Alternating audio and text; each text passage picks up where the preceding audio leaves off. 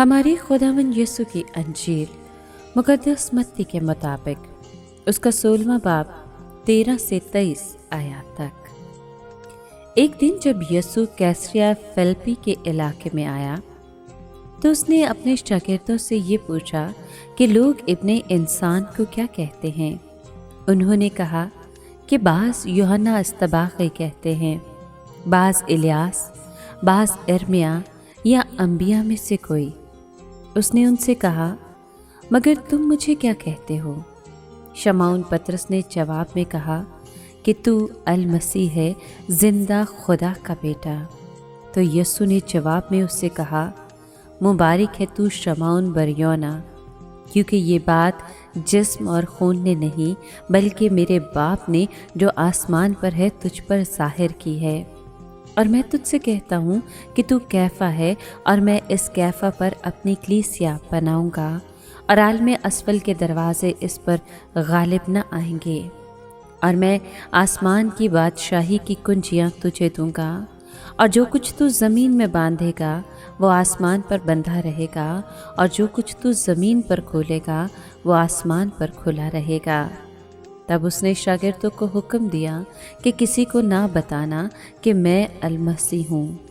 उस वक्त से यीशु अपने शागिर्दों पर ज़ाहिर करने लगा कि ज़रूर है कि मैं यरूशलेम को जाऊँ और बुज़ुर्गों और सरदार काहिनों और फ़कीहों के हाथ से बहुत दुख उठाऊँ और कत्ल किया जाऊँ और तीसरे दिन जी उठूँ।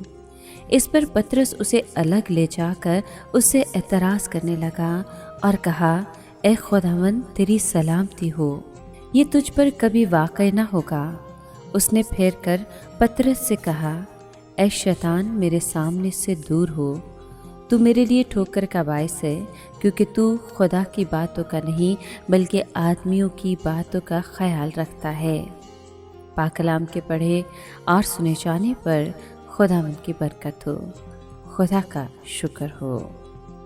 अज़ीज़ दोस्तों, आज के कलाम में हमने सुना कि आखिरकार एक ऐसा मौका आया जब यीशु अपने शागिर्दों के साथ तन्हा था। ये शुमाली गलील के कैसरिया फिलिप्पी का वाक़या है। उस जगह वो अपनी इलाही शख्सियत को अपने शागिर्दों पर पूरी तरह वाज़े करता है, और यहाँ ही से उसने अपने कफ़ारे के बारे में तालीम देना शुरू की।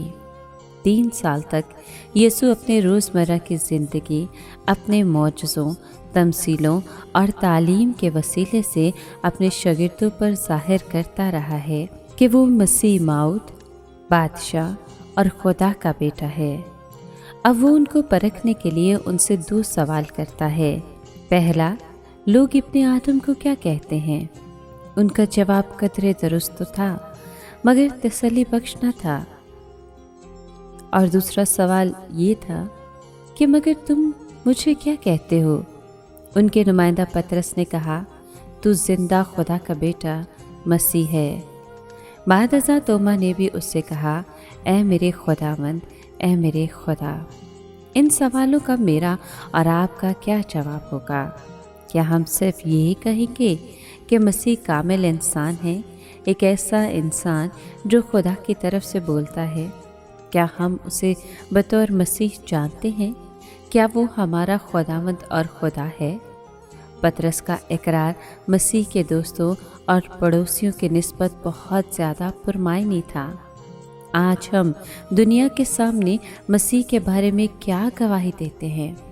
बहुत से गैर मसीही इस बात को तस्लीम करते हैं कि वो बड़ा पाकबाज या बड़ा गुरु या एक बड़ा नबी था, लेकिन एक हकीकी मसीही के लिए यीशु इससे कहीं ज़्यादा है। उनके नज़दीक वो जिंदा खुदा का बेटा मसीह है। यीशु ने शमौन पतरस का जवाब सुनकर उससे कहा, मुबारक है तू शमौन बरयोना, क्योंकि ये बात जिस्म और खून ने नहीं बल्कि मेरे बाप ने जो आसमान पर है तुझ पर ज़ाहिर की है। और मैं तुझसे कहता हूँ कि तू कैफा है, और मैं इसी कैफा पर अपनी कलीसिया बनाऊँगा, और आलम असफल के दरवाज़े इस पर गालिब न आएंगे। और मैं आसमान की बादशाही की कुंजियाँ तुझे दूँगा, और जो कुछ तू ज़मीन पर बांधेगा वो आसमान पर बंधा रहेगा, और जो कुछ तू ज़मीन पर खोलेगा वो आसमान पर खुला रहेगा। वो पत्थर कौन है जिस पर कलीसिया तामीर की जाती है? अजीज दोस्तों, हमें याद रखना चाहिए कि चट्टान से मुराद यीशु मसीह है। यानी बाइबल मुक़द्दस में मरकूम है कि मसीह बुनियादी चट्टान है और उस पर कलीसिया तामीर की जाती है। इसी तरह बादशाही की कुंजियाँ इख्तियार का निशान है और यीशु ने ये कुंजियाँ पतरस के हवाले की। पतरस खुद बादशाही में दाखिल होने का हकदार होगा। अंजील की मुनादी से वो उनके लिए जो ईमान लाते हैं बादशाही का दरवाज़ा खोलने, और जो ईमान नहीं लाते उनके लिए दरवाज़ा बंद करने का वसीला बनेगा। इसके बाद यीशु ने अपनी मौत की ज़रूरत को बयान किया और उसके वाक़े होने का यकीन दिलाया। ये बात काबिल तवज्जो है कि उसने अपने जी उठने का जिक्र ही किया।